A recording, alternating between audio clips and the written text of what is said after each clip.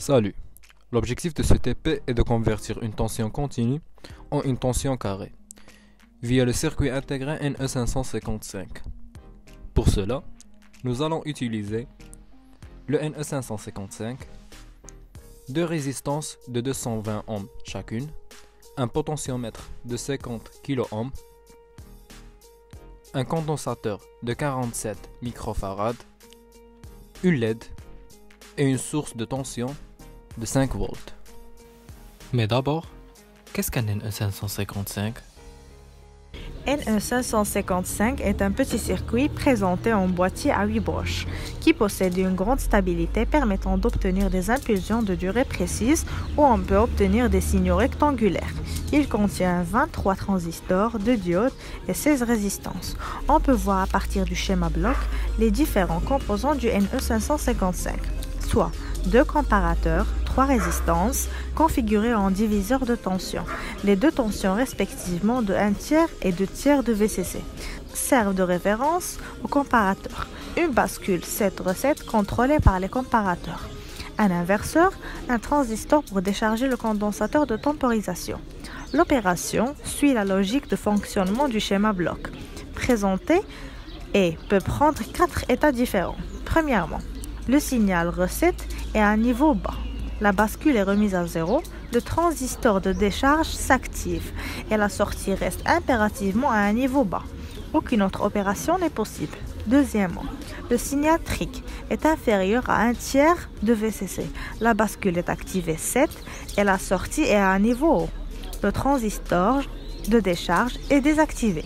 Le signal 13 est supérieur à 2/3 de VCC. La bascule est remise à 0, reset, et la sortie est à un niveau bas. Le transistor de décharge s'active.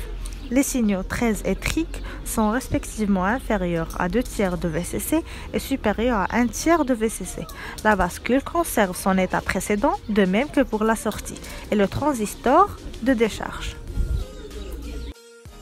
Passons maintenant à détailler notre circuit qui est un petit circuit présenté en boîtier d'île à 8 pots. À l'intérieur de ce circuit qui est sous forme de NE555, on trouve premièrement un condensateur lié à la première et à la deuxième branche du NE555, aussi à la masse, une résistance en série avec une diode attachée à la masse et liée à la troisième branche du NE555.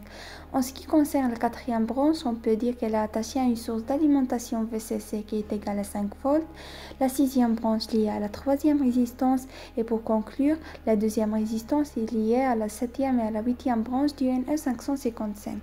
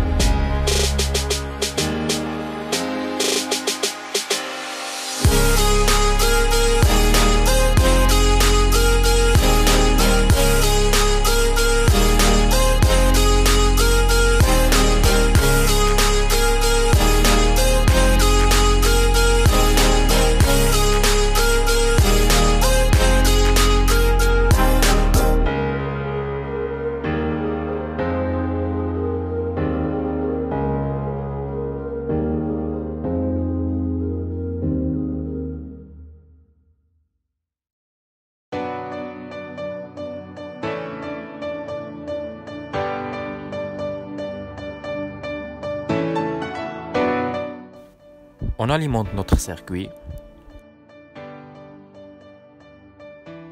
et on voit que la LED clignote.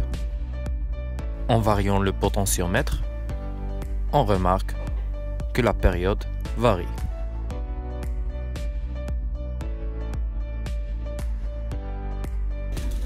Alors pour conclure, le NE555, on le trouve dans des montages simples qui nécessitent peu de composants et une conception rapide. Alors ce composant est toujours utilisé de nos jours en raison de sa facilité d'utilisation, son faible coût et sa stabilité.